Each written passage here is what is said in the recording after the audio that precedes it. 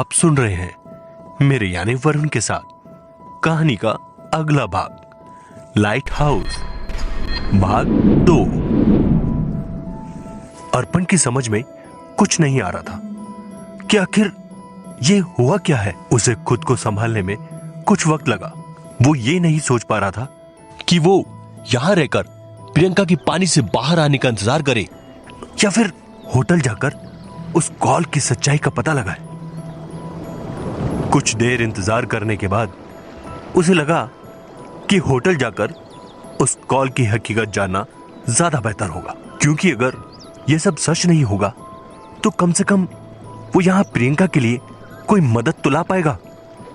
इन्हीं सब उधेड़बुनों में वो तेज रफ्तार से गाड़ी चलाते हुए जब होटल पहुंचा तो उसने देखा कि होटल का दरवाजा सच में अंदर से लॉक था और प्रियंका अंदर से खोलने की कोशिश कर रही थी। सबसे पहले उसने प्रियंका को होटल के रूम के दरवाजे से धक्का मारकर बाहर निकाला और जैसे ही उसने होटल का दरवाजा खोला तो जो उसने देखा उसे देखकर उसकी आंखें फटी की फटी रह गई।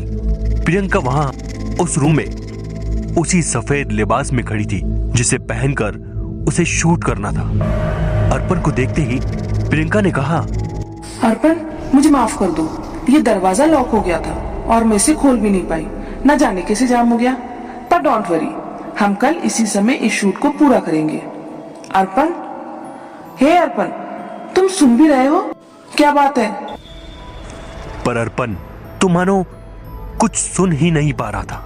घबराहट के मारे उसके मुंह से बस एक ही बात बार बार निकल रही थी, अगर तुम यहां हो तो वो कौन थी जिसने लाइट हाउस से मेरे सामने चीखते हुए छलांग लगाई थी? प्रियंका को लगा कि अर्पण उसके साथ कोई मजाक कर रहा है।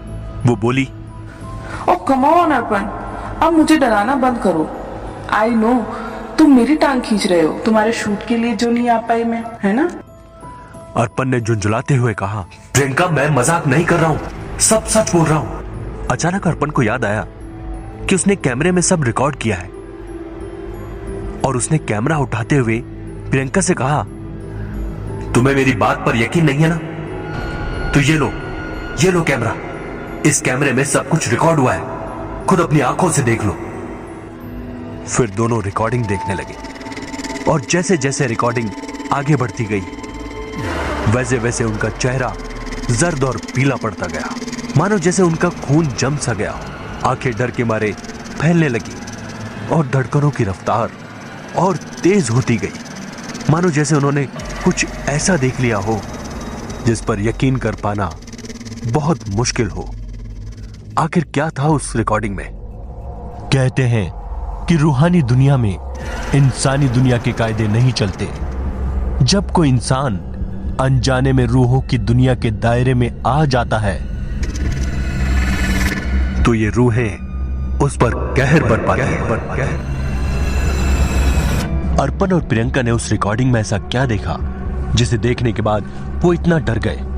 क्या सच में प्रियंका जिंदा है या फिर वो कोई साया जो अपने होने का एहसास दिला रहा है? ऐसे बहुत से राज और कहानी में एक बहुत खूबसूरत ट्विस्ट जो आपको दांतों तले उंगलियां दबाने को मजबूर कर देगा, कहानी के तीसरे भाग में। तब तक सुनते रहिए मेरे यानी वरुण के साथ लाइट हाउस। आपको ये कहानी कैसी लगी और कहानी में आगे क्या होगा हमें कमेंट्स में बताइए।